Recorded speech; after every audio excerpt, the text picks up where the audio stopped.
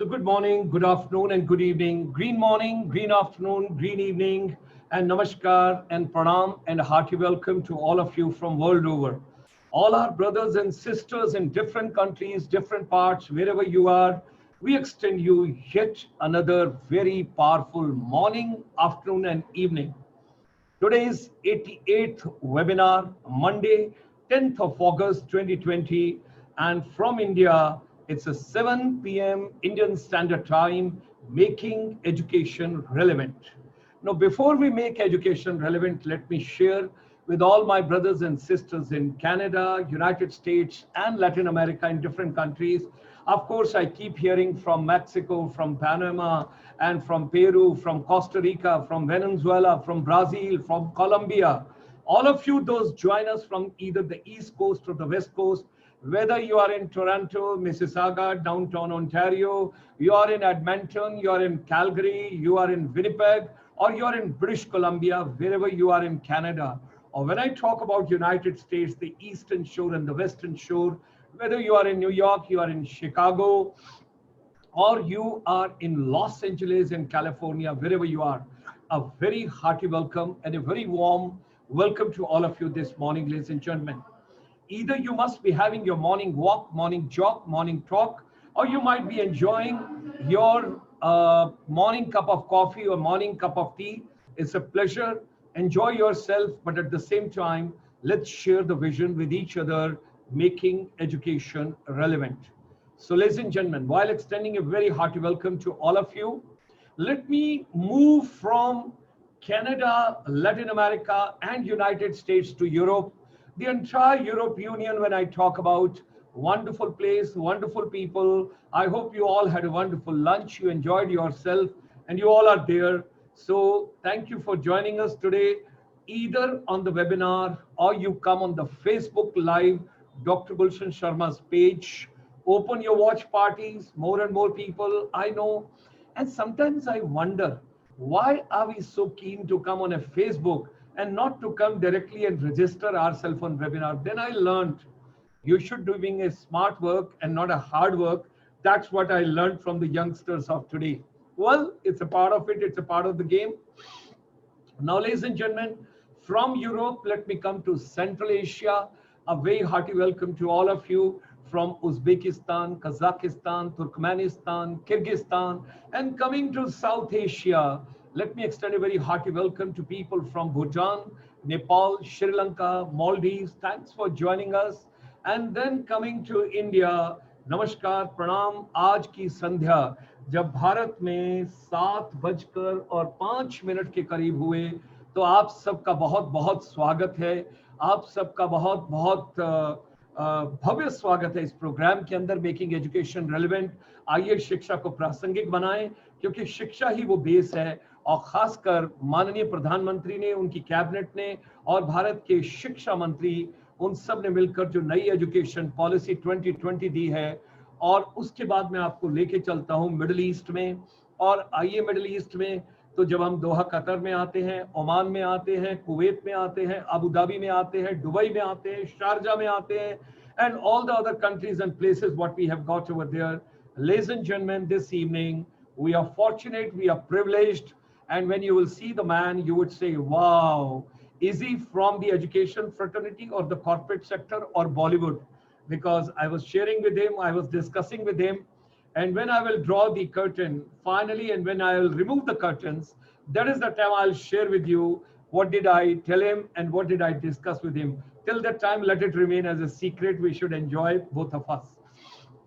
So, ladies and gentlemen, from Middle East, from India, let me move further. 650 million people in 10 beautiful countries, and that is called 650 million population of the ASEAN. Myanmar, Cambodia, Laos, Singapore, Malaysia, Thailand, Indonesia, Philippines, Brunei, and Bahrain. That is little further where from people do join us. Brunei is a part of the ASEAN, but Bahrain is further down. We get about 270 families from there also. So I extend them a very, very hearty welcome.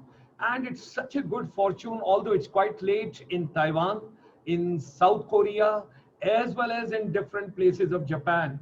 But today when I spoke to about 8, 9 people in Sapporo, Hokkaido, Kobe, Kyoto, Fukuoka, Hiroshima, Nagasaki, Yokohama, Tokyo, Shivasse naratyo tattako, Shivasse narataido de shimmeso. I'm so grateful to all of you, although it's late for you, but you're joining. As far as Australia, New Zealand, and Fiji is concerned, let them dream about making education relevant. This is a global confluence. And of course, a lot of people join us from Mauritius, Port Louis, and people from Africa continent, also from different countries. I extend them also a very hearty welcome to be a part of this particular webinar. Ladies and gentlemen, let me share a couple of slides because every day we get some new people who join us. International Chamber for Service Industry started its journey in 1994. Initially, we used to have Punjabi Parvasi Divas, but way back in September 2003, then the Honorable Prime Minister of India had a deliberation and discussions, and finally the decision was taken, besides Punjabi Parvasi Divas, let's give a birth to Bharatiya Parvasi Divas also. And today, when we are in 2020, you've got vibrant Gujarat, you've got vibrant Tamil Nadu, vibrant Rajasthan, vibrant Andhra, vibrant Telangana, vibrant Karnataka, vibrant Tamil Nadu, anything. I mean, so much is happening. And I'm so happy. Let people meet, eat and greet with each other, and let's take the business ahead. So, Monday to Friday, our chamber. Nowadays, during this coronavirus period, during this pandemic, we are focusing on education, skills and competencies, and we are trying to help out the whole ecosystem the best possible way. So while making education relevant Monday to Friday, Saturday we talk about your wellness and your yoga, meditation, naturopathy, nutrition, organic. We all know during this lockdown, our thought processes are affected, our business is affected, our physical and mental health is affected. Main part of the universe is education is deeply affected. And when we talk about education, India always takes a lead. We know almost 1.86 billion people, children particularly, small kiddies or grown-ups and others, those are from schools or colleges, institutions, universities, polytechnics, ITIs, they all are confined and locked to their respective places, and educational institutions have not yet opened up. We do not know how long the pandemic would be there, but well, our educators have taken great dimension and they have gone on a digital mode in a very big way, like doctors, nurses, and paramedical people. Our doctors are warriors, but then our educators and entire education fraternity, they are also great warriors. So, India believes our ancient civilization, our historical linkages, and whatsoever we have learned from our Vedas and Upanishad, that means the whole world is one family. It's a Vasudev Kutumbakam. One world, one love, one family, all of us together, ladies and gentlemen, world over.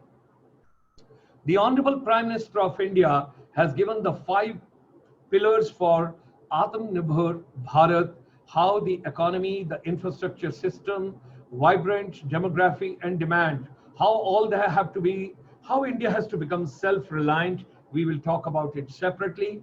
And the best part is, heartiest congratulations to Honorable Prime Minister of India, Education Minister, the entire cabinet, and all the stakeholders, various bureaucrats, and the team which is from AICT, UGC, National Council for Teacher Education, NCRT, NIPA, AIU, and other stakeholders. Those are the part of the education fraternity, that 6% of the GDP will now be spent on education.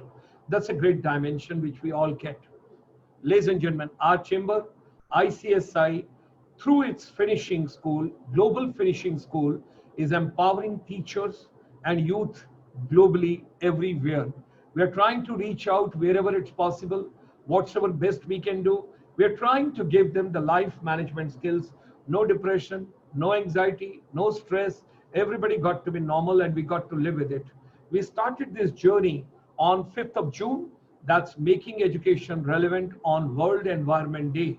And all of us, the research which we have collected, gathered and synthesized, all that which we have got it, we are learning that the next problem world over is going to be of that of water conservation. And when we talk about water conservation, Jal Sanrakshan is very important. We got to save every drop of the water. It's very important. Women empowerment is also very important, ladies and gentlemen. If you educate a male child, you educate individual. But when you educate a girl child, you educate next 7 generations. That is the way we got to look at. Monday to Friday, we have talked about education. Saturday, we have got different dimensions in education. Saturday morning, 9:30 a.m., the relevance of Buddha's teaching in today's education. What did Lord Buddha convey? What is Buddha's philosophy? What did Lord Buddha convey to the whole world?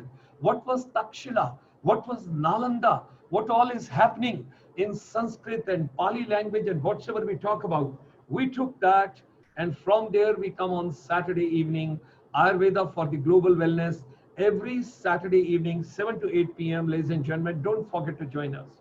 And from every Sunday morning, we were discussing till this Sunday Shrimad Bhagavad Gita, and now from next Sunday we are moving Vidya se Adhyatam Vidya ki off. We will be talking about India's Upanishad.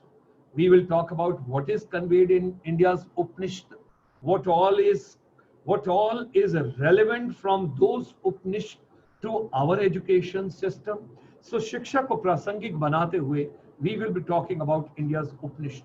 And Sunday evening at 5 p.m., 5 to 6 p.m., you've got a webinar series on India, ASEAN, and togetherness, what all we can do. And Sunday evening at 7 p.m., like today's Sunday, for Monday, we have got this particular program on education. Every Sunday evening, we will talk about micro, small, and medium enterprise, because this is the segment which needs a lot of support. 12th of August, don't forget to join us. Wherever you are world over, do join us. Be a part of our mission, our campaign, our strategy. We want to get all the global youth from the world over together on a common platform. World Youth Day celebration, Wednesday, 12th of August 2020, 9 a.m. to 9 p.m., 12 hours continuous program. Join at the Zoom webinar as well as at the Facebook Live, Dr. Gulshan Sharma's page, Vishwa Yuva Divas, World Youth Day. Don't forget to join, because we are going to talk about the global peace and we are going to talk about how to remain positive. Ladies and gentlemen, this is the last slide as far as ICSI complete ecosystem and the package. When we talk about whatever human mind can conceive and believe, it can achieve. So let's come together, make the education relevant. Let's talk about those pedagogies and andragogies and systems and ecosystems which can empower the entire education system. Global confluence of educators, motivators, technocrats, and counselors from the world over. International Chamber for Service Industry extends you a very warm welcome. Should you wish to be a panelist or you want to send any suggestions, come at innovation@icsi.asia, or you can also send us the WhatsApp. And under women empowerment, we get some young kids. They come from world over. They are the part of the entire process, and we extend a very hearty welcome to my children. They have joined us, and look at these small kids. They are the future. They are tomorrow. They will have the new pathways. They will have the new world.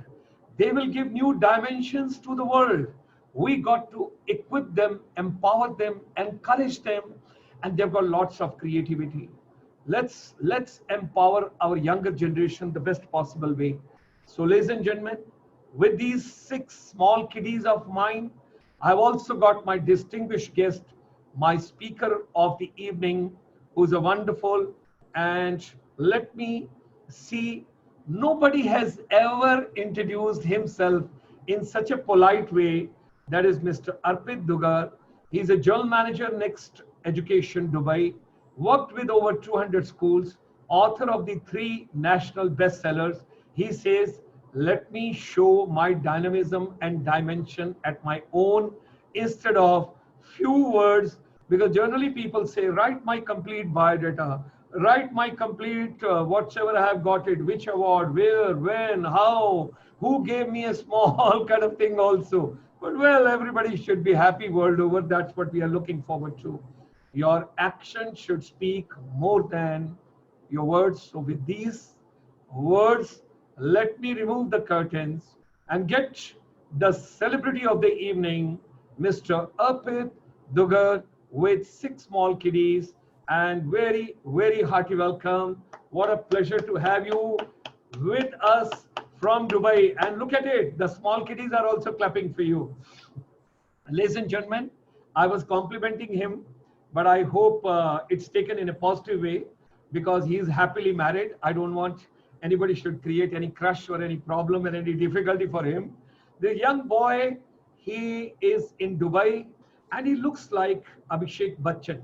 I was telling him, and he says maybe that I have not taken the haircut and I have not gone to salon for quite some time, but you look like, and I was telling him, there was a Dhoom 1, there was a Dhoom 2, there was a Dhoom 3, and in a Dhoom 4 with the new education policy 2020, let's have Arpit this evening with all of us. With these words, a very hearty welcome to you, Arpitji. Thank you so much, sir, for those kind words. And I am really thankful, sir, for your enthusiasm and the kind of zeal that you are keeping for this mission to go on. I warmly welcome everyone here, all the participants, all beautiful kids here. The kind of participation and enthusiasm that you are showing to this cause, I think that's more than amazing. That's wonderful to go ahead. I'm pretty sure I'm going to make next 45 minutes very memorable for all of you. And we are going to have a lot of meaningful discussions here. I'm going to give you a lot of good insights based on the new education policy that has come up now and how it is going to affect our lives as students, lives as educators, and everyone else. So as it is said that, any foundation is based on the kind of education structure that you have in place. So this is a very welcome move, very thoughtful, which is going to get implemented and welcomed across. So once again, I welcome everyone. I sincerely thanks all my mentors who may be present here or may not be for giving me this opportunity to come here to talk to all of you. And I would definitely appreciate any kind of questions if you would want to ask in between. You're open to do that. You can type it in the live Facebook if you are there, or on this Zoom if you are here. Yeah, that was yeah. Okay, so it would be my pleasure to answer you, to interact with you. Okay, so what I'll do is before I just begin up with the agenda of the session, let me just quickly tell you a few things of what I'm going to talk about and what sense exactly does it make to us. So first is, whenever we are talking about education, now I'll talk on both the perspectives because the kind of participation that I'm seeing here and the kind of, I think the Gulshan sir has literally summarized the whole globe within 2 to 3 minutes of time. I mean, I was actually trying to just note down the number of countries, the number of cities, the number of places that he has mentioned from where the people have joined us. This is by far the most amazing webinar that I think I'm participating in. Wow, that's super amazing. We are connecting from west to east, from north to south, and not just in the territorial boundaries of our country, but across the globe. So we are determined enough to create these differences. And I am happy to be a part of this whole cause. Thank you so much, sir, for this opportunity. And so here we go. So this national education policy, people have been talking on and off about this. And there is a lot of curiosity because it has just come somewhere last week. Students are curious about this. And the ones who have passed out some 12 years, 15 years back, we are regretting that why didn't it come that time wherein we could have these many choices. So one thing is we need to be very much aware of as students, what exactly does it mean, how it is going to impact our lives, what kind of choices does it offer to us, what kind of challenges will be there. And as educators, school leaders, in any designation we are holding in terms of this industry, we need to look into the various aspects, the way we have to deliver it, so that our students, our generations, they get the maximum benefit out of it. I'll just share my screen. Just let me know if the screen is visible to all of us. Absolutely fine. Please go ahead. Okay. No, you've got to come back again. Are my slides visible now? Yes, National Education Policy 2020. Okay, so we are going to ideate the transformational change which is going to happen in the Indian education system. Okay, so first things first, whenever we talk about any transformation, any change, it comes with a lot of resistance. And our 6 young students, young entrepreneurs from Manipur are with us. They are the faces who are going to drive this change, who are going to be a part of this change. And this is a history being created. This national education policy is not just a document which has come up. It's an effort of almost around 3 decades. And ex-ISRO chairman, Dr. K. Kasturi Rajan, has been spearheading the project. And almost around, I think, 2.5 lakh recommendations have been seen. And finally, this policy has been drafted. So what is so exciting about this policy? What kind of transformation is it going to bring? What kind of choices does it offer? Let's look into that. So first, a brief background on this. This policy was approved by Union Cabinet on 29th of July, this year, 2020. And it replaces the National Policy on Education of 1986. So one thing immediately what we can imagine is that some kind of change that has happened is actually happened after decades. So what is so exciting about this? You should definitely look into. Does anyone has any idea how many pages does this policy have? And how many pages is this policy documented? Because as soon as this policy had come, all of us, everyone, became masters of discussing about national education policy and started commenting on social media, and we started welcoming it, rejecting it, whatever. You want to ask this question in the chat box, and whosoever wins it, and he or she gets the award of the evening. Fantastic, fantastic. Let's take it that way. Yes, you can post, ladies and gentlemen, all of you, you can post it, because Arpit has put the question to you, and kindly post your answer in the chat box, but don't cheat that you see your Google and you see your mobile and everything, and thereafter coming on to. Please go ahead. Okay, thank you so much. Yeah, so you all can just type your answers in the chat box. Okay, we'll take the answers. Meanwhile, I'll just go ahead. I'll tell you, like, while discussion itself, like how many actually pages are there in terms of its documentation. And why I specifically mention about that is that this policy is not just an objective document. It's a very comprehensive, well-researched plan for the future. And not just for the future of our country, but the future of education system altogether. So the context of the policy is that it aims to transform the whole education system within next 2 decades. But then there are certain level of challenges also. So there is a problem statement which comes along, because whenever any good document is drafted, the way it gets implemented is something which is to be looked upon. So its potency will actually depend on whether it is able to effectively integrate the government's other policy initiatives also, right? So that's an important aspect here.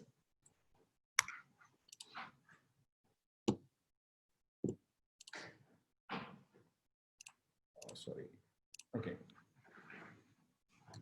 So what are the major changes that this policy has brought in? One is that the system which we had of 10+2 has now been changed into 5+3+3+4 model, which means that the pre-primary segment will get more structured. So we will have more baseline created for the whole system to float through. Now, for the students who are currently studying in this system, the way this model excites is that in the first 8 years, the whole model completely concentrates on activity-based learning. So you will have plenty of implemented application based ideas to work upon, rather than just mugging up concepts and learning around definitions and just vouching for marks. So this model is going to serve that purpose. The last two stages of the model, 3+4, which talks about grade 6, 7, and 8, and the last 4 is grade 9 to 12. So in grade 6, 7, and 8 also, now the policy introduces a lot of creativity in terms of choice and selection of subjects, in terms of assessment patterns, and a lot of things. We will see a few of them one after the other. There is a lot of emphasis on language. And other than English, a child will be able to choose a regional language as well as a foreign language as well. So, which is again an important aspect of the policy. Then there are a lot of exit options. Now, this is something which I really miss, that we did not have it during our school days and college time. Now, what are these exit options? Even if you select a particular choice of set of subjects, and then later on you decide, once you start your bachelor program and you decide that, this is not working for me, or I don't feel it interesting anymore, or something really new has come up which is gauging my attention, I can drop out from that bachelor program after a year. Still, I'll at least be issued a certificate. So if I complete 1 year of bachelor program and leave it, I get a certificate for that. If I do a 2 year of bachelor program and I leave it, I get a diploma certificate for that. And if I complete my all 3 years or 4 years of graduation, then I get a degree certificate from that course. So multiple variants have come in. Now, if we try to look at it, it's actually going to change the whole scenario. In the sense, schools are going to offer more number of choices and options to the students. So now, as a child, you will be able to take physics along with cooking and history. So any choice of subjects can be taken. So schools will have to come up with some creative options wherein you can choose and select from the variety. So it gives a total new scenario in terms of opening up new fields. So the policy also talks about higher education. Right now, what happens is, if you have taken science, you end up either being an engineer, or if you have taken a bio, then a doctor, or you switch some subject and then you enter some other stream. Henceforth, this is not going to be the scenario. So if I have taken physics and chemistry and not mathematics, I want some other subject, I will probably have some other options to choose from. So the higher education policy actually invites a lot of new courses, foreign universities, foreign programs running in the school, running in the country. So these are the kind of changes which are going to benefit you in terms of you making a choice for your career. And same is with the exit options as well. So if I've taken a particular choice of subjects and I'm not doing well in that, I will be allowed to take an exit after a year or after 2 years, still having intact my certifications and diplomas in place. Now, another important thing which I see here is the limitation on examinations. So from grade 3 to grade 8, not every year the child will have to go through an annual exam, which is something nicely drafted, and very nice guidelines have been given along with this. And it talks about the holistic development of the child.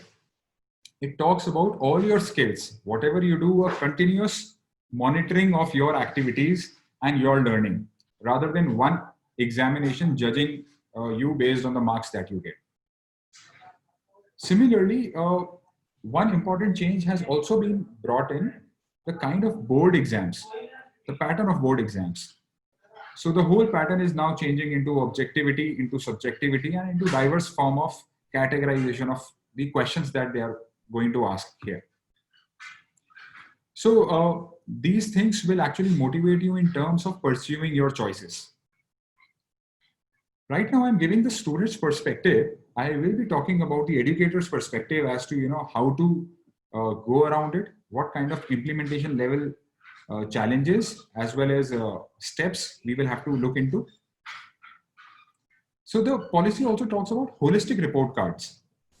I remember the report cards that we used to have in our school days. They used to talk about how much did I get in mathematics, in science, in English, all the subjects that I used to have, and some of the extra co-curricular activities. However, the pattern and the pattern of the holistic report card is kind of a DNA scan of your performance. So basically, this is going to identify, it's going to give you remarks and a strategic plan of improving the skills that you are good at. So that's one very welcome move of the policy. One of my, something which is very close to my heart and which is inclusion of new subjects. I have been talking about this on various platforms, that all the contemporary subjects, for example, coding, artificial intelligence, social media management, brand imaging, these kind of subjects are very much required now, because without these, the world is not moving forward. And your generation, which I will say Generation Z, which has come up, you guys are getting, you are taking birth with technology. So you are growing up with technology. So unless and until you are well versed with how it gets developed, how it is to be used, how it can get misused, you will not be able to make justice to using it. So inclusion of these new subjects, the policy has given a wide spectrum in terms of schools giving these options to students and bringing in a lot of new creativity into it. And then the interdisciplinary choices, as I said, that you will not have to restrict to a particular stream only to get through a particular exam. You will have multiple choices and options to choose your subjects from. Okay. I hope I am not running too fast and you are able to get me. Arpit, it's perfectly fine. I think, can I just take a minute if you can stop your presentation for a second, just for a second. Sure, sir. I would request you, because the reason being, there's some child who is basically, because there's some noise was coming, I would request all the kids, those who have joined, please mute your mic because there's a noise coming. Kindly take care of it. Please go ahead. Please go ahead. Sorry for the interruption. Please go ahead. Not a problem, sir. So anybody who is willing to ask me a question, probably you can type it in the chat box as well. Or in case if you actually want to interact with me, just raise your hand and I'll take that call. Okay, so that will not disturb the session as well. Okay, so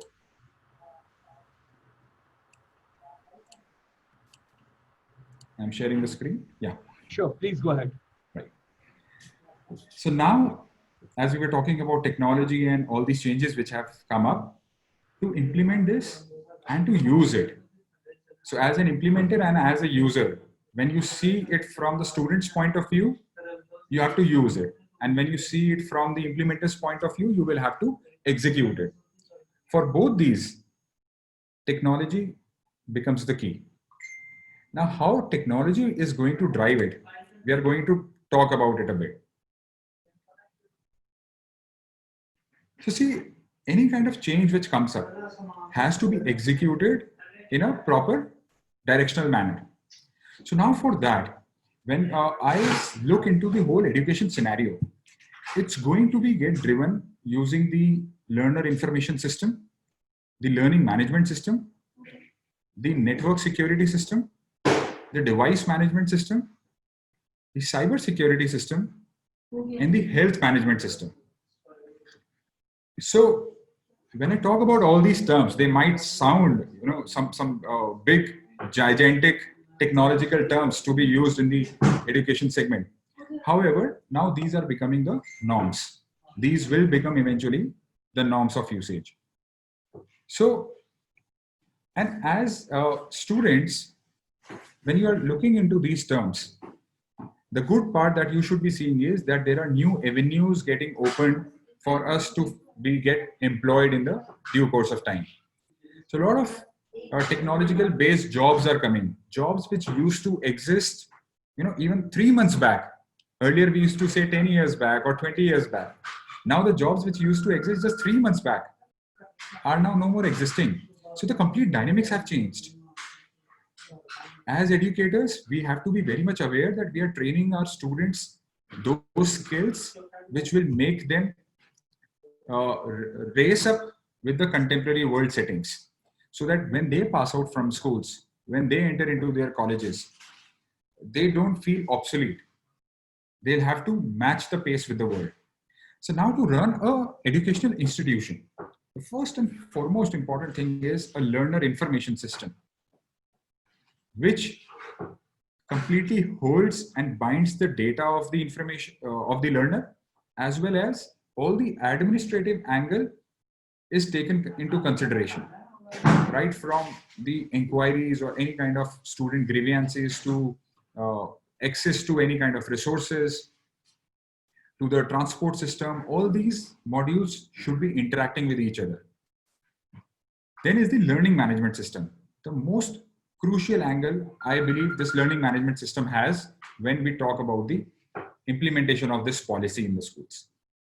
So I'll talk about learning management system in a bit more length. Then we have network security system. So especially when this pandemic came, all of us must have realized that all of a sudden we shifted to devices. We shifted to a network. We started getting connected to each other through internet, using some gadgets. But nowhere we are currently aware of what exactly a network security system means. What exactly is a device management system? What can be the repercussions of it if we are not using it in its proper sense? What kind of cyber security system should be in place? What kind of mental repercussions can be there if there is an improper usage of any of the system? What kind of data losses can be there, and what can be their impact? So all of these aspects result into their own system, if we say. So these systems are by themselves a set of processes which have to run. And now the health management system. So when I talk about health management system, it's not just the physical health, but the mental health as well. So as soon as the world is progressing ahead with the technology, a due care has to be given on mental health. So a proper system has to come into picture. A proper system has to be into place. Now, when I talk about learning management system, you all can also start typing a few answers in the chat box of what do you think is a learning management system. Well, what I think learning management system and the way it gets implemented in a school is that it should be a holistic solution. It should be a comprehensive solution and not just delivering lectures or sharing resources. Right? It should deliver a lot of sense. Now, what exactly a learning management system should have? Okay, sir. Hello, am I audible? Perfectly fine. Perfectly fine. Please go ahead.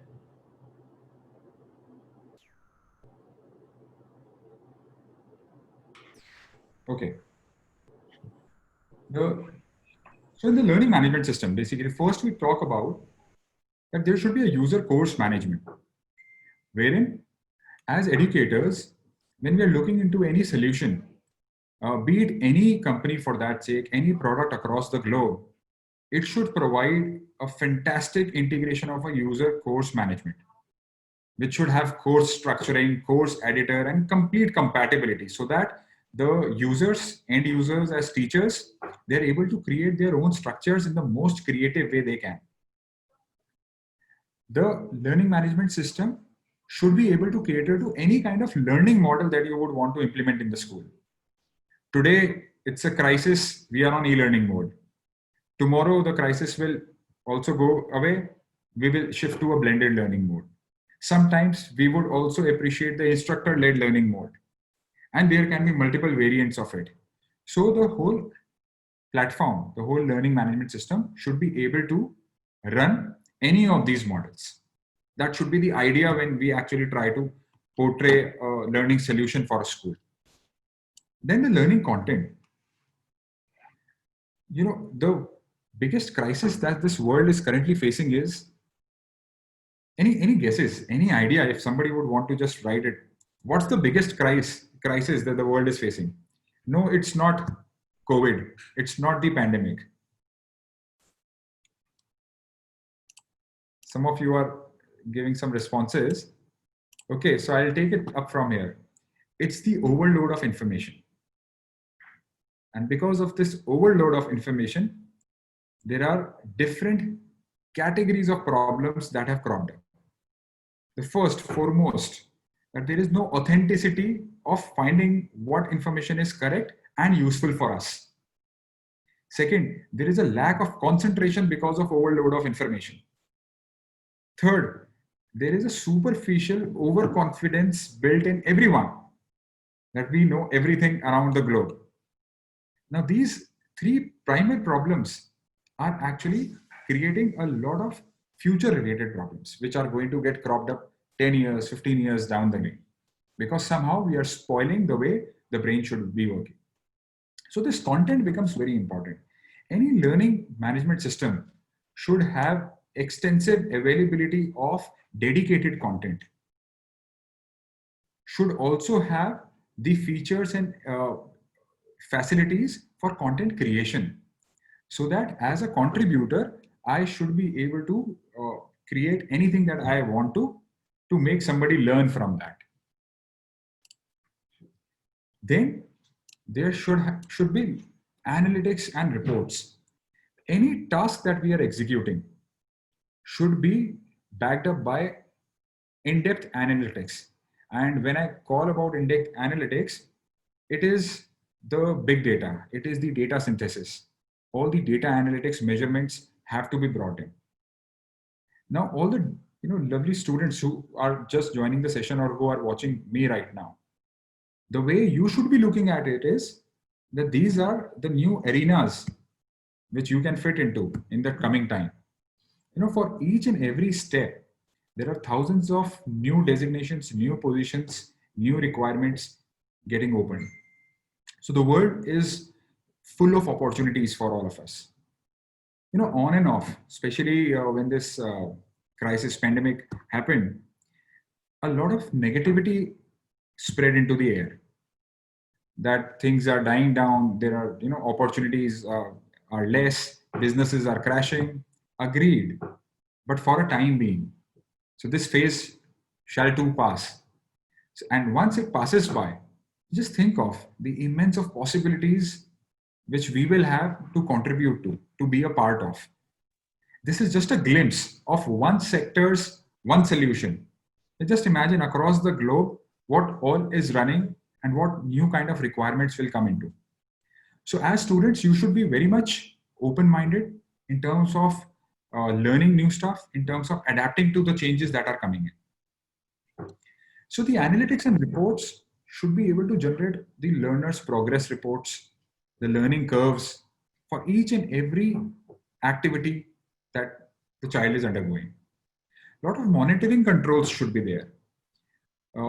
Very recently, the way I have been researching across the systems which are getting implemented across the schools and higher education also, people are talking about different technologies, different tools. However, monitoring becomes a big concern. We may implement a lot of good software solutions or any kind of technological inputs, but monitoring is not happening, which is a vital component of a learning management system.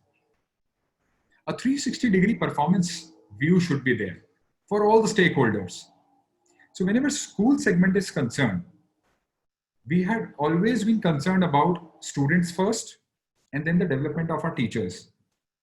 Now, a 360-degree view performance of the child has to be brought into picture, with which this policy also talks about in length, a 360-degree performance analysis of the teachers, as well as a 360-degree performance and participation of the parents' community. So the learning management system should be able to cater to all these needs. Then one of the, I think, personally, I feel one of the foremost important thing for any system is the social learning. As far as we are moving ahead with technology, I believe, and the much I have interacted with students these days, their social skills are lacking. We are more into, social networks than the live networks. We have more followers, we have more liking on our social, and we are falling short of real people around. So the learning management system should have all those collaboration tools which should enable 5, 10, or a group of students to participate together, contribute, talk to each other, and then come up with a solution. It should enable creative assignments and projects. It should have forums, discussion boards, so that everyone can contribute to it together. A common resource library wherein everyone can participate and share their own resources. So these are three little things which the learning management system should have in length. And then the assessments. So this policy talks about a variance in assessments. It talks about descriptive assessments, objective assessments, adaptability of the assessments, the complete question bank management. So now the category of questions which are asked in the exams have to be relooked. They have to be redesigned altogether. So that kind of system has to come into picture. A complete review system also. If these things are done, then there should be a review process of how well it is going. And then based on that, what kind of steps of action are planned by the educators. So like this, the whole learning system comes into picture. And three another important aspects of it. One, gamification. We talk a lot about gamification, and I think now this is the time to implement it. And for students also, this is the time to make the best usage of it. So in gamification, there are multiple tools with which we can learn things. The way we play games, any game, the curriculum is mapped with the games, and then there are levels set. So you keep on clearing the levels, you keep on achieving the credits, and that's the way you learn. And with the help of these gamification tools and techniques, you are also able to raise your bar from knowledge level to the application level. So gamification becomes an important aspect of a learning management system. As educators, we must never forget the certification program associated with our learning management system. There should be a rewarding system for everyone. There should be a unique, identification of uniqueness of each and every child. So we should not be just celebrating the top rankers in the classroom. Every child has got his or her own capability, and we talk about it, we also assess it, but there should be a rewarding mechanism for all the category of learners. So that becomes another important aspect of a learning management system. And then the learning credits. This is something which I have personally added to all the research that I have done across the different systems. Now these learning credits, whenever a child is achieving something, again, not to mention, I'll not forget to mention, it's not just about the high achievers. Whenever a child is achieving anything for that sake, let's say I am good in playing music and I have done wonders, I have brought some laurels to my school by performing exceptionally well outside the school or inside the school, I should get some learning credits. So learning is not just limited to subjects. Learning is everything that a child learns inside the school ecosystem. So there should be credits for financial support, for vocational support. There should be learning credits based on the track of activities of that particular child, of the performance. In fact, I'll give you a very nice example here. This is my experience with the school back in Rajasthan when I was there. And the school had conducted a competition on cleanliness. It was a one-day event, and a lot of competitions were actually conducted. So there was a debate competition, there was a poster making, there was group discussion, multiple variants of competitions were there, and different schools participated. And the school literally organized it nicely. It was very well covered in media, and it was a successful event. However, the head coordinator of the event after the event was not happy about something. So the headmistress, the principal, called this event coordinator and asked her, what is the matter? I mean, we did a great show, but still on your comments, on your testimonials, you have said that you are not happy about the whole event if you see it in a holistic way. She opened up and she said that, ma'am, what we have done is good for publicity. It is good the way we have, given awards and rewards to everyone. But hardcore stuff has not actually happened. The intention has not been met. The principal asked her to prove it. Why are you saying this? And what exactly do you mean by this? So she collected all the staff the next day in the school, and she ran a presentation. In that presentation opened up with an image of the garbage, of some garbage. And then she asked everyone that, how do you feel about this? Obviously, when you see a lot of garbage littered around, the answer was common, that, this is unpleasant. She said, this is our school boundary. And everyone was moved. So she said, we are talking about cleanliness, and we are rewarding, students. We are calling students from different schools. We are conducting a full grand show, a grandeur. But when it actually comes to implementation, this is what our school boundary looks like. So what I mean by this particular example is that our credit system should be well tracked. It should have a complete tracking mechanism based on the performance of the child on all the kind of activities that the child is doing, or the staff, or any kind of stakeholder for that sake. And based on that, the rewards should be given. So there should be a very nice reward policy. So the learning management system that we try to incorporate in our school, or try to bring in the school system, you should be looking at it with this eye as well, that whether that is providing a good reward mechanism or management tool or not, because eventually that is going to be the requirement.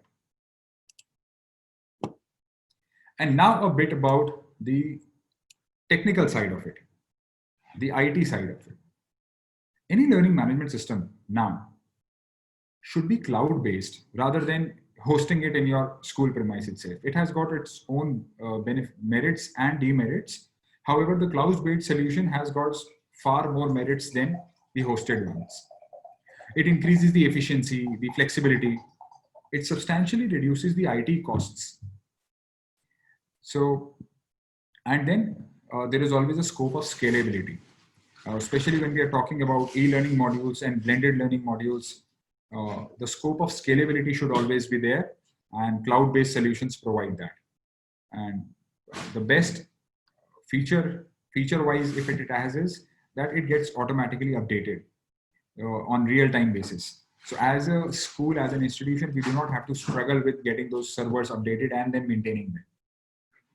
Security-wise, highly important for anyone who's in the education segment right now and trying to provide some kind of services offers to the schools, that the system should be very much secured in terms of intrusion detection, in terms of data at rest encryption, malware protection, kind of firewalls, all the security layers, data security. These things should definitely be taken into consideration. And then its integration with the other systems. So many a times schools, they opt for a solution which lasts till the time that the relationship with that organization is lasting. Rather than that, there should be a solution which should be open enough to get integrated with the other systems. So that makes it easy in terms of its implementation, as well as in terms of students, the end user making use of it.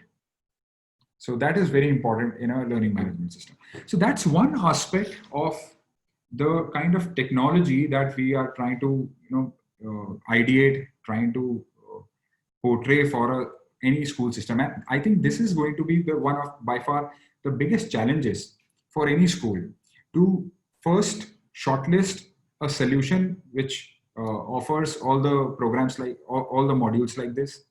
Second, to get it implemented in its right intended manner. Third, having a skilled enough staff and training the staff to be able to use it. So that personally, I feel is one of the key challenges or key takeaway from this. And but certainly, I mean, this certainly opens up a new arena for so many things, so many possibilities. I was getting a couple of requests on my social accounts also, people talking about these job losses and what kind of scenarios will be there in the coming time, what kind of new opportunities people should look into. Many times college students, they ask me what new courses they should be doing. So if we try to pick out on any one industry, let's say we are talking about education industry right now. In a single industry, I believe there are more than 200 or 300 new avenues coming up. So it's like infinite possibilities now getting cropped up. So for example, if I talk about a school dynamic, a typical school setup, now we will need people for data security. We will need people for network management. We will need industrial experts to guide students as to what exactly is happening in the industry and what kind of skills you need to get equipped with.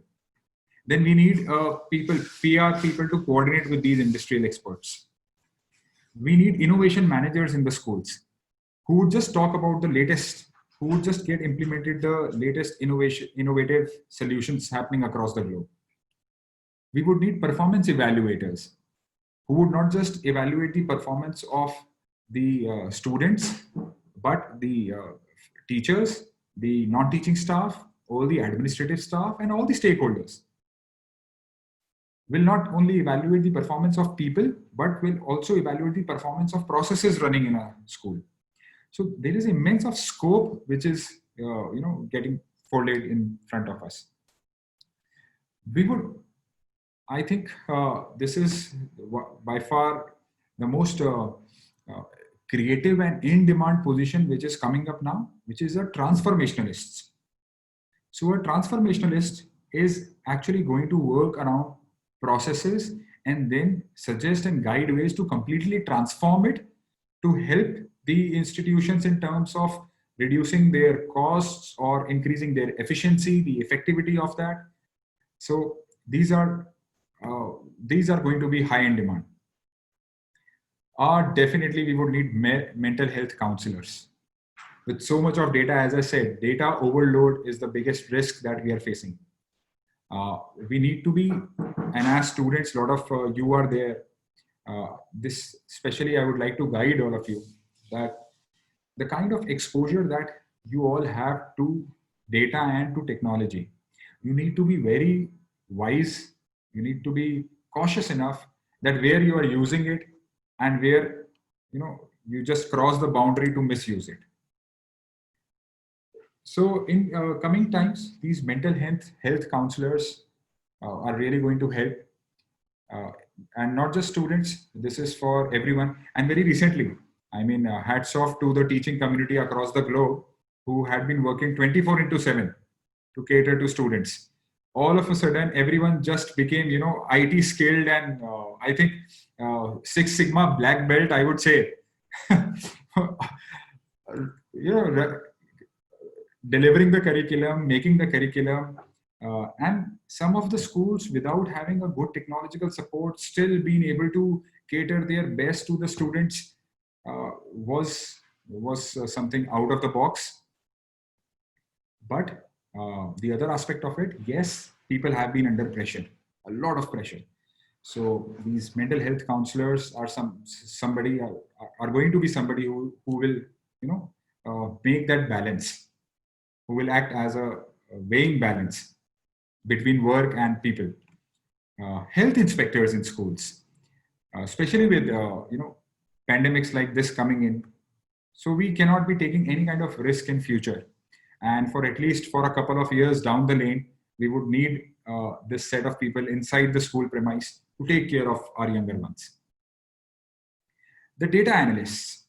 Data analysts are, again, I think by far schools have not started using them as such as a designated position inside the environment. However, for each and every task that is being executed, and a lot of analysis is required. So these are a few roles coming up for the industry. Okay. Any questions still here? Because I think I have been speaking since like a few minutes now. In in chat box, we have got a couple of things if you wish to share. There's a Professor BC physics with cooking or sports looks very fancy. Real problem will be when we bring it into the ground. Timetable will be a big challenge. We were not able to give finance and HR as the timetable will stretch from 8:30 a.m. to 6:30 p.m. That is something which somebody has mentioned. And I'll take this question, sir. Or right, you can give me 1-2 questions together. I'll take them. yeah, no, please go ahead, please go ahead. I'll just flip through meanwhile. Okay. Okay. Please go ahead. So yeah, to this question, yeah, definitely, sir. It looks fancy in terms of the interdisciplinary choices, and I think it's definitely going to take time, because till the time the higher education segment starts providing the courses based on these choices, it will become difficult for a school to offer these choices. So let's say if I take this particular example of having physics with history and let's say cooking. And after this, if I actually want to pursue a course in any of these three streams or these three streams combined together, and if I don't have an option in my higher education, that's a challenge. Yes, which the policy caters to by inviting a lot of foreign university programs, as well as asking the existing universities, including our IITs, to start developing on these multiple options, so that schools, they get a guideline that at least you have these 50 choices to make from. I think but yeah, certainly it's going to take some time, but that's the way out. But I totally believe it may look fancy. It looked fancy to the European world, to the Scandinavian countries, to all the developed nations. But the way they have spearheaded by taking a single subject and then mastering into it, I think they set an example for a new policy. There's a question from Anita Mahajan, ma'am, and she says, "Green evening. I have been using Noodle LMS. Is it life management skills? How do you rate this as compared to other LMS? Please share your outlook." Okay. Yeah, I'm aware of Moodle. It offers us a lot of good options. However, ma'am, Anita ma'am, as I mentioned, the various aspects that just the LMS should have. In fact, I'll just take you back through one slide. Yeah. The LMS itself should have these other components as well. So we should not be looking into LMS in isolation. So one is we look into the features of the learning management system. The second is, is the learning management system also integrated with a learner information system? Is it providing that? And if it is providing that, then is there a network security system attached along? Or if I actually go for a third party for a network security system, are they able to integrate with my system? Those are the questions which we should be asking, and then taking a wise call based on that. Similarly, for example, a cyber security system. If my child, if I have given some home assignment to my child, child reports that he has finished it and he has submitted the assignment, and you have not received it. Now, how to identify it? How to identify the gap? However, the child says that the child has submitted it. The parents are also saying that we see it being submitted.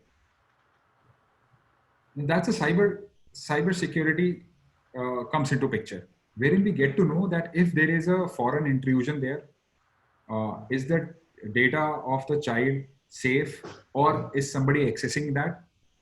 So if we are talking about any learning management system, for that sake, it should be complemented with all these 5 components.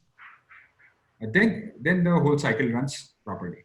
Now, when we get inside the learning management system, yeah, we would definitely need certain features which we talked about. So Moodle, ma'am, since you have mentioned its name, is a good to go ahead as a isolated learning management system, but the other components, I don't think I have seen there. There is a question, Kavita Joshi. What about the art education? Yes. Art education, okay. Kavita ma'am, so a lot of good insights about art education. One, this subject is close to my heart because my mom is also an artist, and she has been doing wonderfully well in terms of using the scrap to create some stuff out of it. So she's a painter, and then she does a lot of do-it-yourself stuff. Any scrap you give it to her. In fact, let's say if your dustbin is full of wet waste and dry waste, and you give it to her, she'll convert it into a nice fountain which you can place it in your drawing room. So something like that. Now this art, when we talk about its integration with curriculum, it has got various dynamics. Art in terms of the creative art, in terms of theatrical art, and the national curriculum framework previously also had given nice guidelines on it. Those schools more or less still use art as a separate subject to teach inside the school. Probably we will relate it to drawing, painting, sketching, music, stuff like that. However, now in this new policy, it has been integrated in a better format.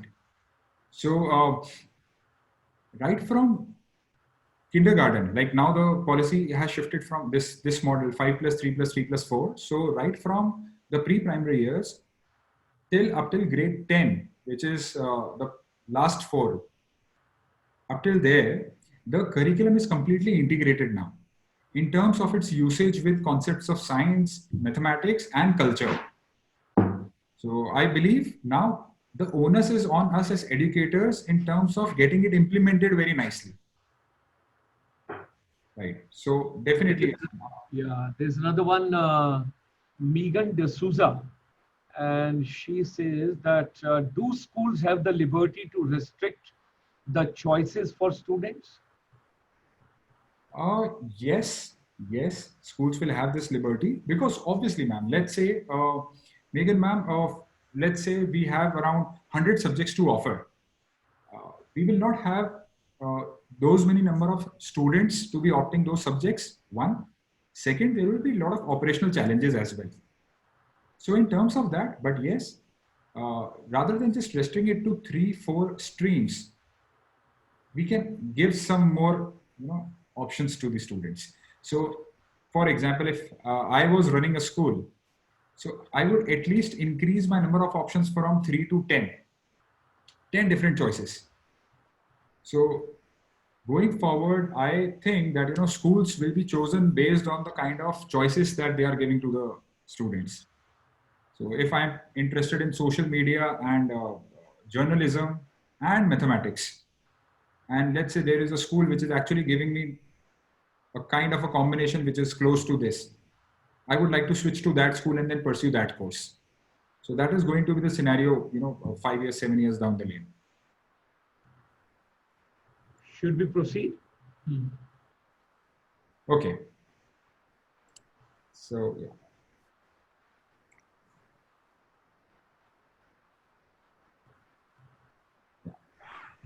So I'll not stretch the session long, and we are going to talk about the impact of it. So when we talk about implementing a technological solution and then its impact, impact is seen slowly, but it's huge. So any kind of technological innovation which you bring in the school, you will have to be consistent with it, and it should not keep on changing continuously.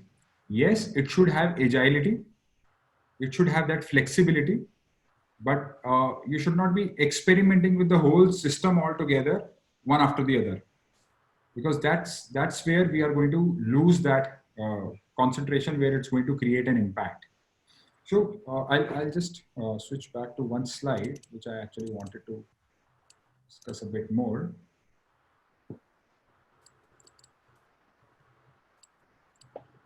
Yeah.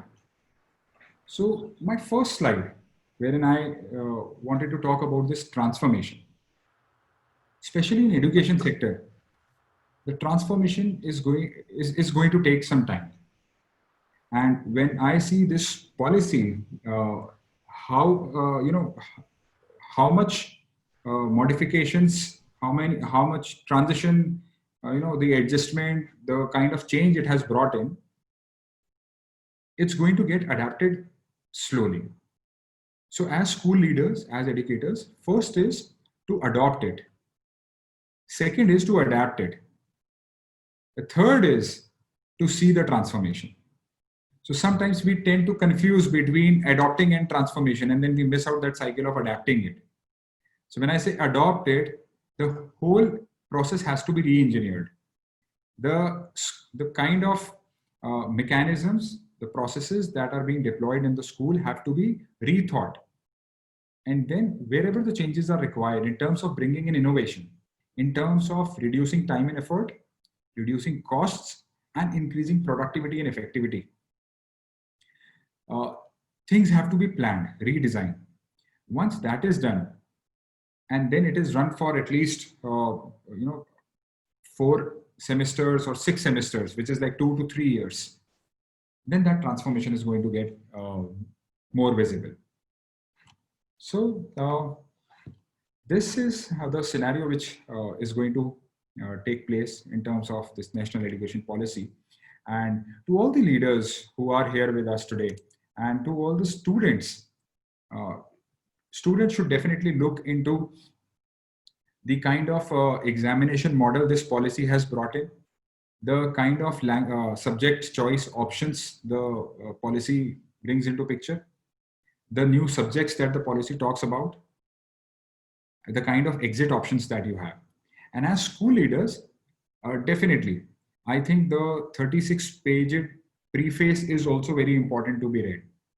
So this policy has been beautifully described by, and the kind of efforts and the research which has been put behind this, what all points were negated and what were accepted have been clearly defined. This will give us a lot of scope and will also tell us that this is something which we were doing wrong or which we are doing wrong. So going forward, we should not be doing that wrong, because already some thousands of people have put their brains behind it, and they have come up with something which you can look into and then implement it in your own creative way. Now, the new educational institutions, and when I say the new educational institutions, I mean the transformed ones, will definitely not be able to thrive in the old culture. So you will need an environment of trust, of freedom, and most importantly, innovation. So this freedom and innovation clubbed together, you will be able to create those systems which are really going to help the future generations. Okay, so yeah, that is it from my side. I welcome any kind of questions if we have here. Let us see what have they posted. This is Nilima Malik. Can a student choose chemistry, bio, and some other subject instead of physics to sit for medical, as most bio students find physics difficult? That as of option has not come yet, or yes. So that has not been suggested by the education policy as such. Going forward, if the higher education institutions come up with a program wherein the choice of subjects as only chemistry and biology is required for one particular, let's say, a stream of the graduation program, then that can become a possibility. As of now, yes, not being suggested by the policy as such. So now, ma'am, to answer this in a better way, it becomes the onus of the higher education segment to offer those choices wherein schools can start offering these options. Okay, Professor BC has mentioned over here, we have a cap of 15% for a specialization to offer. This cap has been put. Okay. Yeah. Right, sir. So basically, yeah. So the policy talks about the whole transformation within next 2 decades. So the first phase, yeah, they would want some kind of transformation should definitely come. That's the reason that's a mandate, that at least this much of choices should be brought in inside a school. Otherwise, most of the structures probably will end up doing the same what they were doing. And Dr. Arupma, now what about the skill subjects which are not mandatory to opt? So school has got a choice to offer them. And that's the reason, Anupma ma'am, I was saying that I really regret the time I passed out from a school now. Because had I been in a school and then let's say school offering me some reading courses or some additional courses for music or some cooking maybe, because very recently after this pandemic I found interest in cooking also. I was just thinking around it that what if something of this sort have happened during my school days? Probably I would have learned that skill in a better form way. So again, the subjects which are not mandatory and just are based on skills, they are a choice of schools to offer to students, which Wow. lot of schools are already doing it. But now I think with this policy and the new guidelines, it will be more adapted. Somebody has commented on AI also, artificial intelligence. Right, right. So artificial intelligence is already in place, though the effect has not yet been seen. The new education policy extensively talks about it, and they have now prescribed a curriculum also from primary itself. Earlier, it came for grade 9 and 10, then it came to grade 8 also, and now they have brought it down to the primary grades as well. Great, wonderful, such a pleasure. So you can close your presentation and we can have you right over here at the center of the stage. Wonderful. That's great to have you right over here. Now, any question you want to ask the audience, which they should put in the chat box. Anything you would like to put over there, anything. Yeah, so for there can be a lot of things coming to my mind right now. Any one question, let's take it. Okay. Maybe two. Yeah. So, how many of us actually think that we'll be able to make some meaning and sense in terms of implementation of this policy within 2 to 3 years of time? How many of us are determined enough, or we think that the challenges which we will face will be overcome, will not be a problem as such? So something like A and B, you will give it? Okay, fine. Or they write 2 to 3 years. What do they mention over here in answer?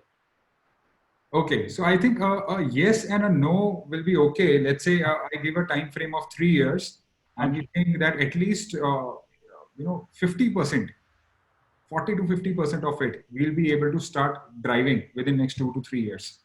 How many of us think yes or a no? Okay. Yes, yes. 3 years. Yes, yes, yes, yes. Wow. I think these are all participants from Middle East. Those are saying yes. They all are supporting you. Yes, yes. Vinodji, okay. Dr. Nupma, yes, yes, yes. People are very positive. That's very good. Very good. Absolutely. Very good. I Okay. believe, in this session also, we could take a lot of downloads, which will open up our eyes in terms of what exactly the whole scenario looks like. Yeah. Okay, Sonali says, I'm from Turkey. Enjoy, Sonali. That's very good. Sonali Sinha, I'm from Turkey. Great. That's good. Yes, I think Mostly. yes, we are from Shada. Ah, okay. Okay, great. Any other question? So for sure, all those who are saying yes, it's not going to be easy. Let me remind on that as well. It's definitely not going to be easy.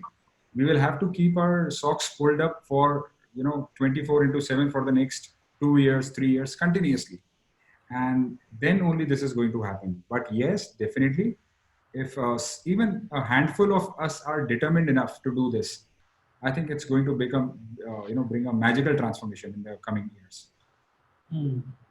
Oh, somebody is mentioning we have already started. Great, that's nice.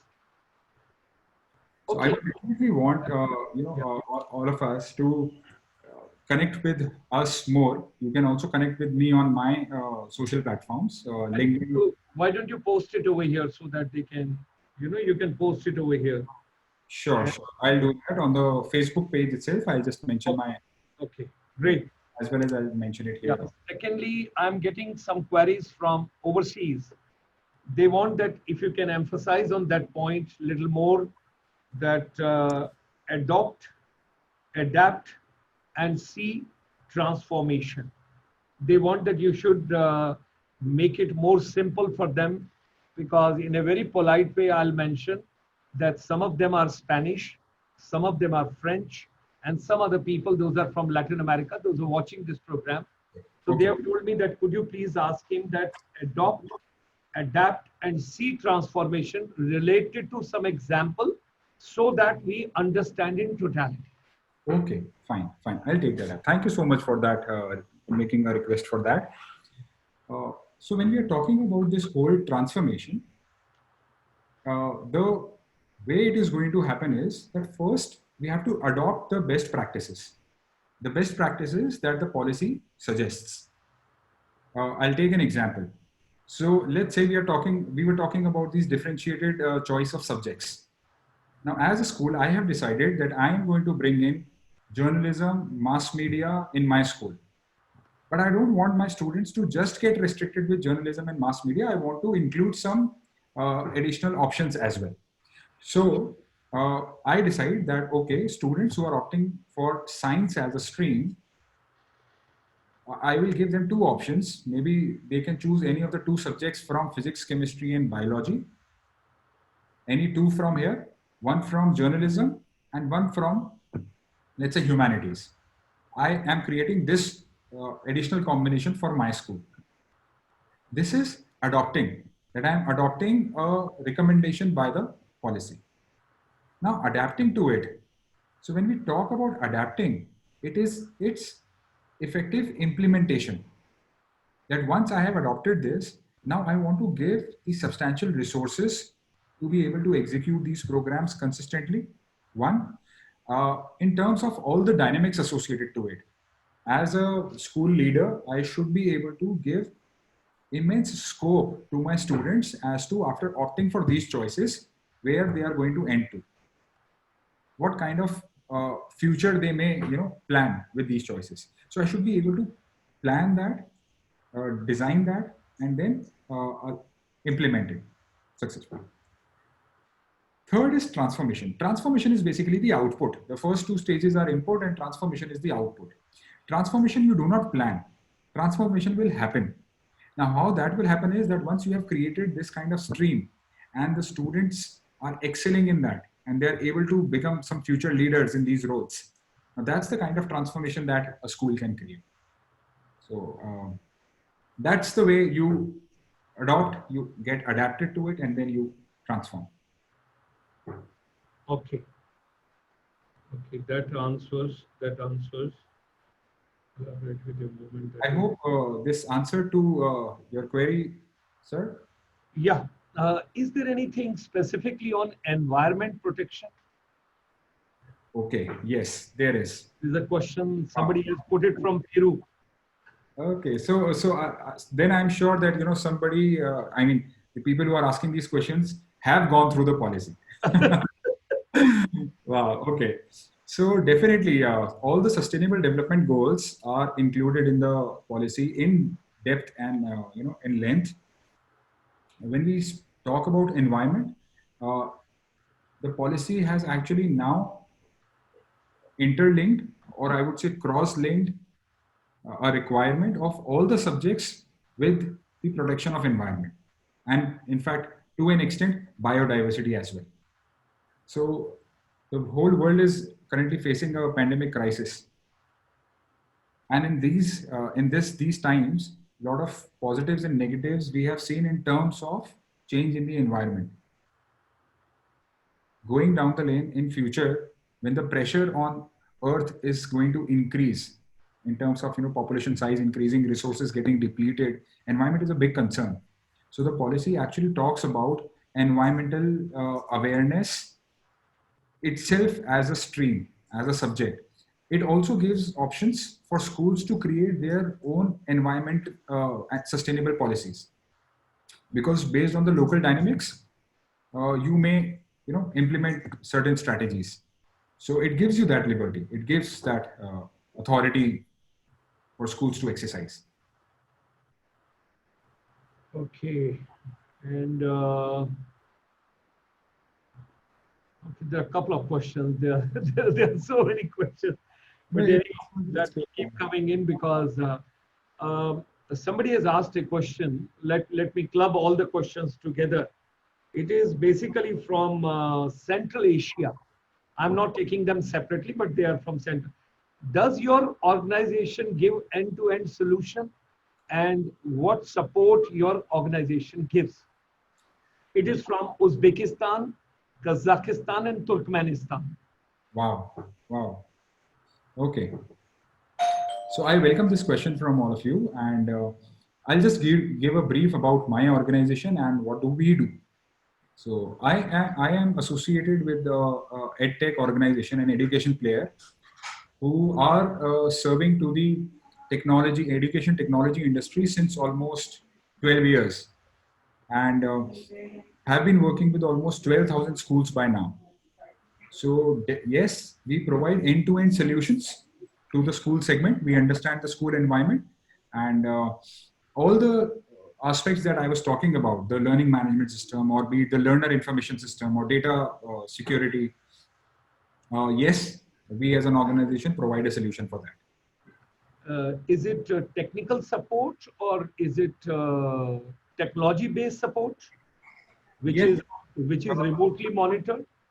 Yes. So see, any software platform, as I said, it's now cloud-based. So it's a software-based support as well as in terms of enrichment of the manpower. So we train the end user professionally to be able to use the whole platform. Okay. And somebody has asked that if you do hand-holding your organization for 2 to 3 years, by that time they all will be skilled and technically qualified to take on that particular process further. Right. So in terms of hand-holding, 2 to 3 years of time is not required. Basically, when we implement our solutions in schools, depending on the dynamics of the school, it takes somewhere between 2 months to 6 months of time in a complete transition. Okay. Okay. Any final word you would like to convey to the youth of the world, and particularly to the youth? Or maybe I will give you a little grace. You can have separate something for the educators also. Okay, sure. I'll do that. So 2 shots we take, one for youth and one for educators. Fine, sir. Thanks for giving that opportunity. So when we talk about youth, I will include myself in that, and I'm a part of you.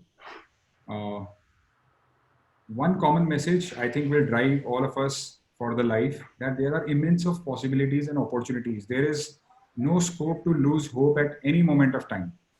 The way I see world, every day some millions of opportunities are being created and somebody has to fill that gap. So be geared up, keep your eyes open, be open to learning, and just shoot to the new world. Right. And yes, you have mentors, you have people to keep guiding you, to be associated with you. Don't feel shy of asking anything, getting associated with anyone for any kind of queries you have. So we are there for you. We will be there. We will be there for you.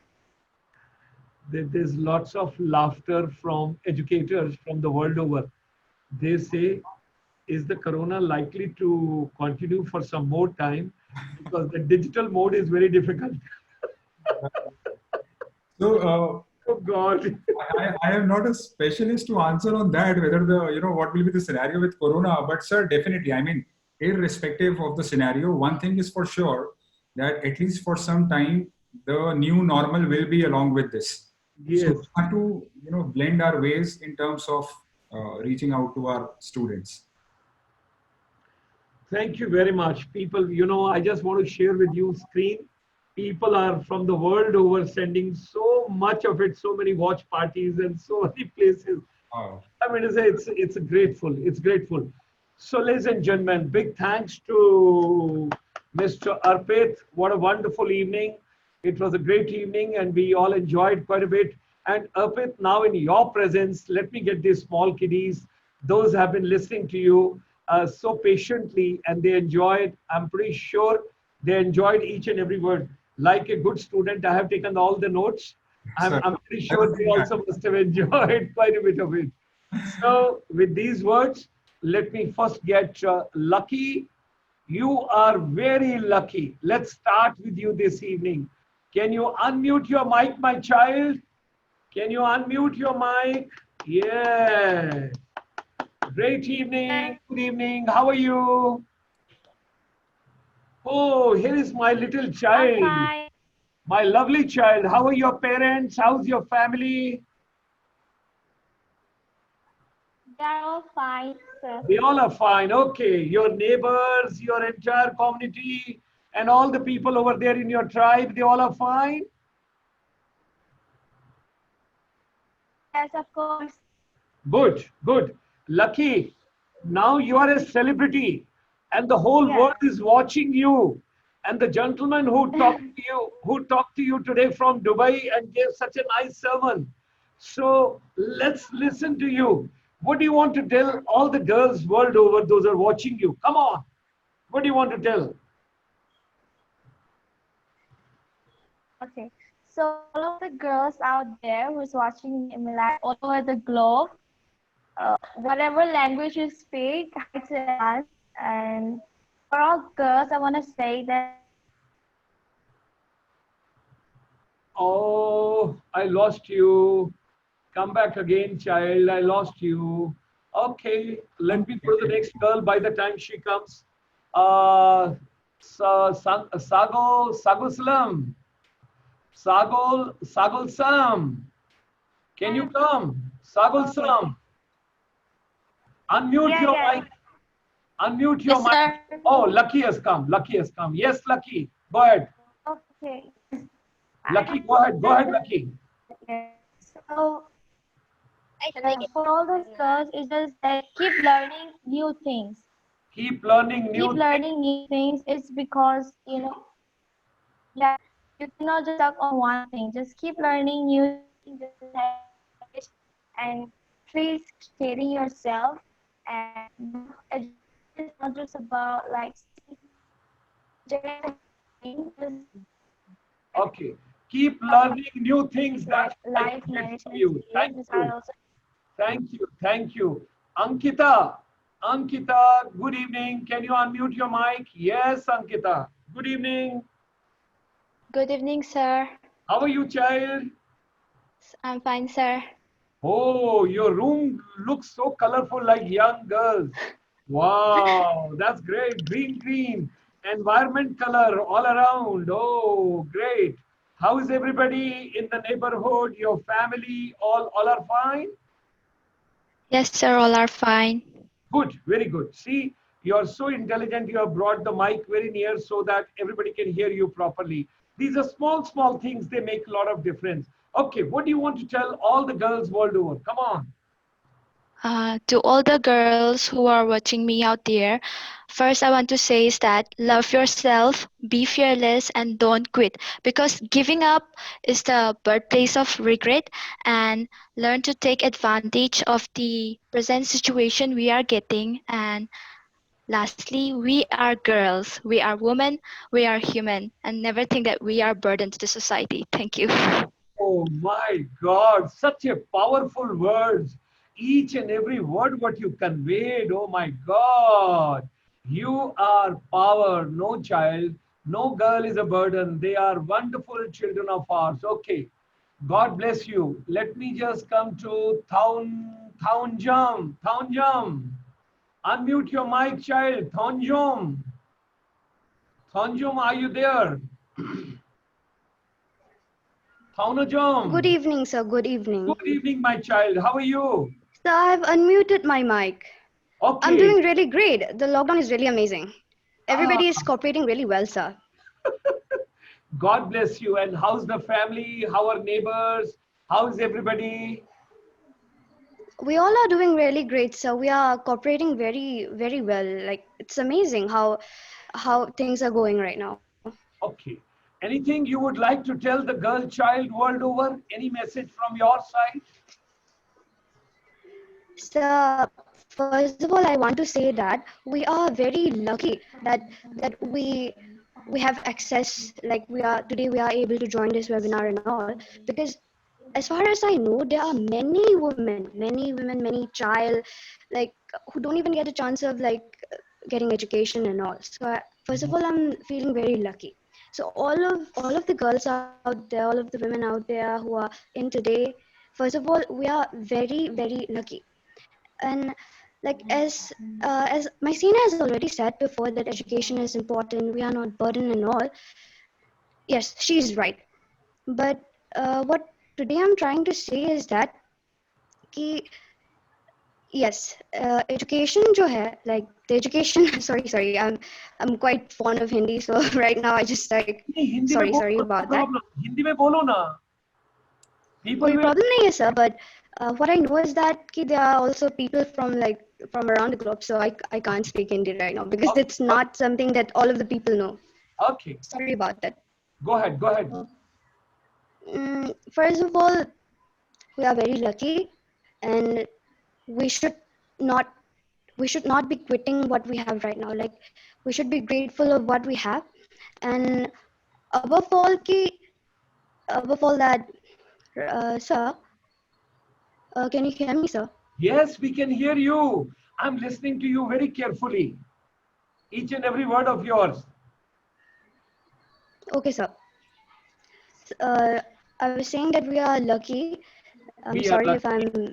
We are lucky. I'm kind of nervous right now because Don't be like nervous. the fact that all of you are watching me right now is kind of making me afraid right now. We are lucky and we will get you again. No worries. No worries.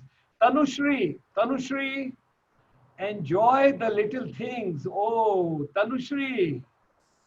Yes, sir. Good evening, my child. How are you?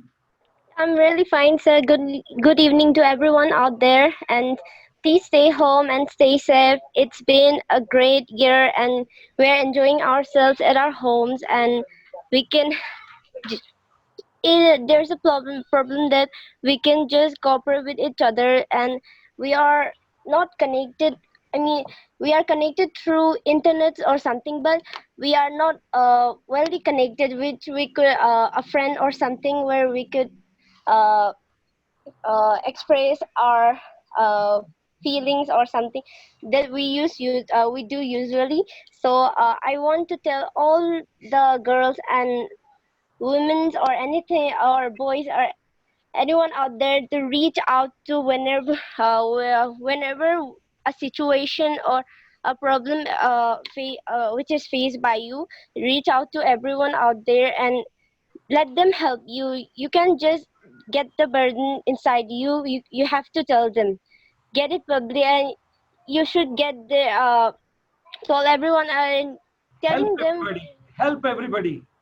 Yeah, it will also let them know what you're facing and what you're doing, and it will be a knowledge for them too, and you need to know. It will save you if for example, if we're trying to do a suicide attempt, we need to tell them that uh, I'm doing this, or something like I'm thinking like this. And if we had a friend, then we could tell that. But it is a situation that we cannot reach out freely or something. So I just wanted to tell all of them that we should reach out for help whenever we want, and we should do what we think is right, and we should be safe at home and stay home.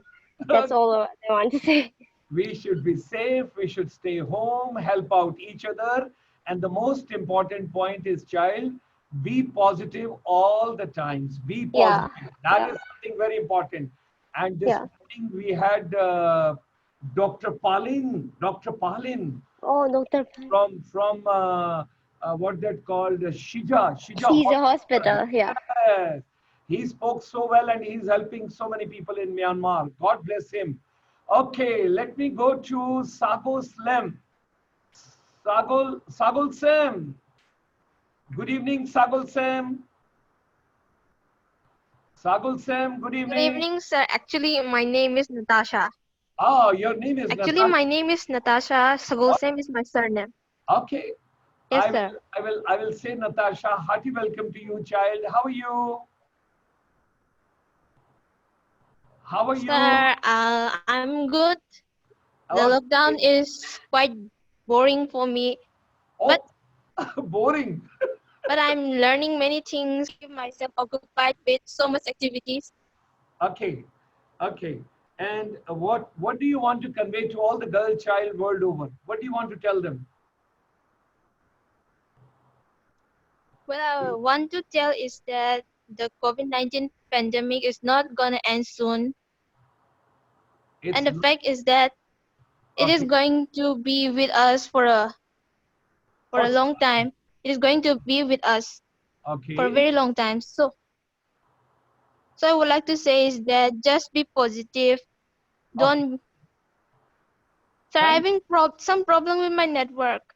Don't worry, Natasha. We got your message, child. We got your message that look, the corona is going on. We don't know how long it would stay. So remain positive. Thank you. Thank you. Let me come to Sony Laishram. Sony, good evening. Good evening, sir. How are you, child? Sir, I'm fine. Okay, everybody's fine at home? Yes, sir. Okay, good. What would you like to tell everybody? What would you like to tell the world from your side? You know, there's another girl, Laishram, who's in Bombay, who's a celebrity, and she performed Mary Com's, friend's role also in that movie, Mary Com movie. Lynn Lystrom. Yes, yes, she's an actress in Mumbai. Okay, yeah. Tell about what message would you like to give to the world, Sony?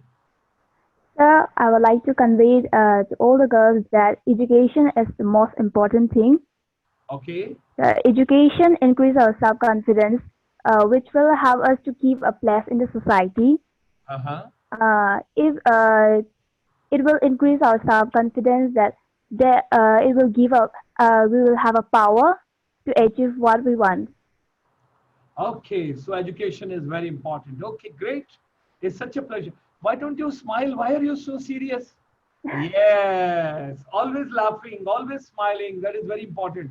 I think Ankita has already spoken, na? Yes, Ankita, sir. did you speak, Ankita, already? Yes. Yes, sir. Yes, great. Then we covered everybody. And let me get the celebrity of the evening now. So look, these are small kiddies of ours, and they are such a wonderful children. They are so nice. They are so good. And I'm so happy to all have these kids every evening. It gives so much of pleasure to all of us. So thank you. Thank you, Arpit. It was a pleasure to get a lot of inputs from your side. And all our participants, they are wonderful. They have enjoyed. And while going, ladies and gentlemen, I think one thing when we were talking about the environment point, I would request each one of you in the chat box, एक suggestion डाल दो सारे के सारे कि घर में पानी को कैसे बचाएं, whether in the bathroom or in the washroom or in the mopping or in the garden or in the kitchen or in the cooking or in the washing. ये सब मेरे को एक thoughts यहाँ से आ रहे हैं. So I'm sharing with all of you. एक एक idea हर एक कोई इसमें डाल दे. We will download later on from the chat box. You all are more than welcome to put any idea how to save water at home. And particularly when children are at home at this point of time, we would request all parents, please educate your children, support them, give them the best of inputs, whatever you can give from your side. Let children learn how to save every drop of water, how to save the things the best possible way. That is something very important because we all have to take care of it. And if you save water at home, the wonders can be done because each drop of water is so important, so important. And if you know any of the corporate house, any company which would like to come over here and share the thought process or give a demonstration of their machine, equipment, because this morning I got an expert from Tamil Nadu, from Chennai, who came and who talked with us how every drop of the water from the nozzle can be saved. That was this morning. It was a wonderful presentation by someone. So we would request you, you can post your ideas, you can share your ideas, you can send your suggestions. We would look forward to. If you want to send on the email, you can send it so simple, innovation@icsi.asia. I need not to even write innovation. We all got to remember, because Arpit made a mention about innovation when he was talking about. So innovation@icsi.asia. You can post over there, and we are looking forward to lots of valuable suggestions. 12th of August, don't forget, it's a World Youth Day. From the world over, we are going to get 100,000. And when I talk about in English language 100,000, and when I talk in Indian language 1 lakh, and when I talk in Shuddh Hindi 100,000, 1 lakh log pure vishwa se judenge. So I would request each one of you, it's a youth day, it's a World Youth Day. Those of you, those are interested to participate, send your name and send your contact details at innovation@icsi.asia. Imagine a screen having 1,000 youth in one time, and that is the way we are proceeding, because the program is starting in the morning at 9 o'clock and we go till 9 p.m. And 15th of August is India's Independence Day. Bharat के स्वतंत्रता दिवस पर शाम को 7 बजे जैसे आज का प्रोग्राम हुआ, you will have 15 wellness experts from the world over who will be talking about global wellness on India's Independence Day from 7 to 8 p.m. in the evening. With these words, let's say thanks to each other. Sir, Gulshan sir. Yes, please. Sorry to interrupt, sir, Yes. but I got panic in between and I'm embarrassed by that. But I wanted to convey my message to all the women properly, because First of all, that's what I'm here for today. That's what I came for today. And if I couldn't do that today, then I'm not serving my purpose. Sir, I'm Linthoi actually. You call me Tho. Okay, tell your message. I'll feel very happy, child. And you need not to get nervous. This is your world. You are future. You are tomorrow. Yes, sir. Yes. I'm no more nervous right now, sir. Go ahead. Thank you so much for having me again, sir. So I just wanted to say that we are all grateful that we women, like we all girls and students over here, are like today we are able to join this webinar. But we also know that there are many other girls and women who are not able to do so, who doesn't get the opportunity to do so. So I think that we should not think about just ourselves, that today we just came and we got to learn and we get to do so many things, but we should also think that in the future, what can we do that these other girls who can't get to enjoy such things in their life, what can we do that they can also get the same thing? They can also get the privilege of enjoying the same things that we today are getting. And I also wanted to say that the fact remains that we should never consider ourselves as burden and always be loving our own self. And we should not be depending a lot on men. I would be saying that for our safety, we shouldn't be always about depending upon men. As an Indian woman, it's always like brother. It's like a brother or a father or somebody. I would be saying that we should be trying to defend ourselves. We should know how to defend ourselves. We should be confident as a woman, because we know that behind every man's success there's a woman. So we should be confident. We should try to be independent. We should be everything that we want to be. We should be fearless, and we should never ever let anybody influence ourselves like in a bad sense. We are great in whatever way we are, and we should accept that. We should not try to be someone else, because we are who we are. And that's what I wanted to say today. Wonderful. We are proud of you, and all power is within you, and you're the best soul on this planet. You're the best girl on this planet. You are the best. Thank you so You much, are sir. the best.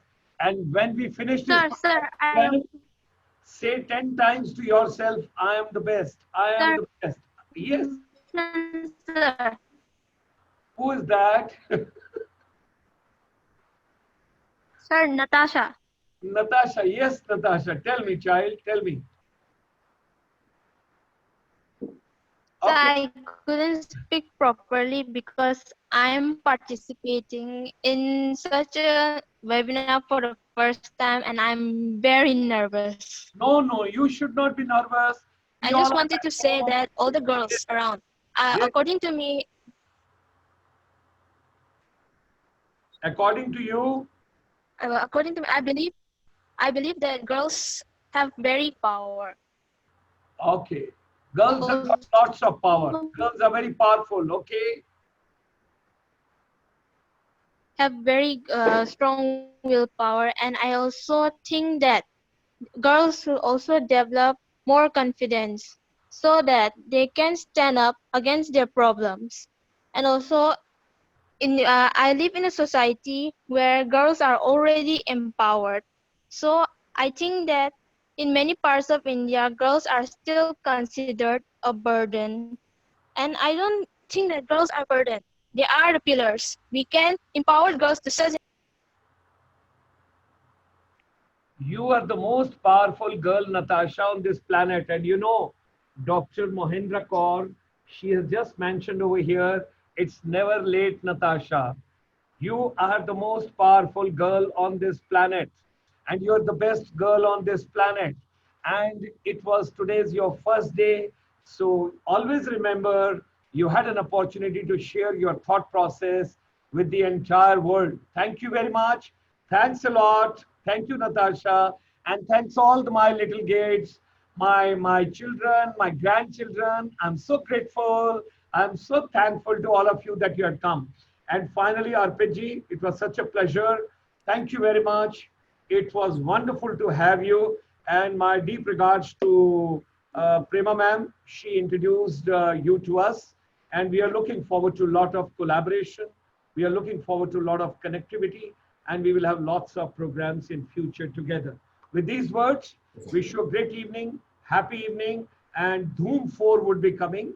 You should enjoy for that and enjoy your happy married life in Dubai. And we wish you all the best.